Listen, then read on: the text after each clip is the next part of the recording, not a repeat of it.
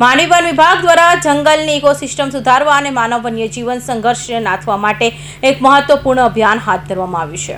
માંડવીના જંગલોમાં વન્યજીવો વચ્ચે આહાર શૃંખલાનું સંતુલન જાળવવાના ભાગરૂપે વિશ્વ પ્રસિદ્ધ સાસણગીરથી કુલ 50 જેટલા ટપકાવાળા નર અને માદા હરણ લાવવામાં આવ્યા છે। વન વિભાગ દ્વારા ખૂબ જ આયોજનબદ્ધ રીતે આ હરણોને એક સાથે લાવવાના બદલે દર 15 દિવસના અંતરે 3 અલગ અલગ તબક્કામાં લાવવામાં આવ્યા હતા અને તેમને જંગલની અલગ અલગ રેન્જમાં સુરક્ષિત રીતે મુક્ત કરવામાં આવ્યા હતા, જેમાં ઉત્તર રેન્જમાં પ્રથમ તબક્કામાં 21 અને બીજા તબક્કામાં 13 મળી કુલ 34 હરણ છોડવામાં આવ્યા છે, જ્યારે દક્ષિણ રેન્જમાં 16 જેટલા હરણો મુક્ત કરવામાં આવ્યા છે।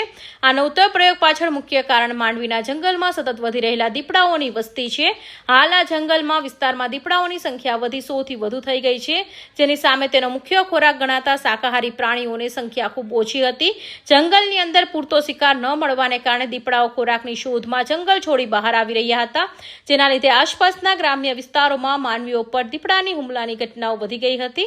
આ ગંભીર સમસ્યા કાયમી ઉકેલ રૂપે દીપડાઓની જંગલની અંદર જ પૂરતા પ્રમાણમાં કુદરતી ખોરાક મળી રહે અને શાકાહારી માંસાહારી પ્રાણીઓ વચ્ચે સંતુલન જળવાય તેવા હેતુથી વન વિભાગે હરણો જંગલમાં છોડ્યા છે। આ વૈજ્ઞાનિક અભિગમથી દીપડાઓ વસાહત તરફ જતા અટકશે અને માનવ પર થતા હુમલાઓ રોકી શકાશે, જેને પગલે સ્થાનિક ગ્રામજનોએ પણ મોટી રાહત અનુભવી છે। અમીરસિંહ ચૌહાણ, માંડવી।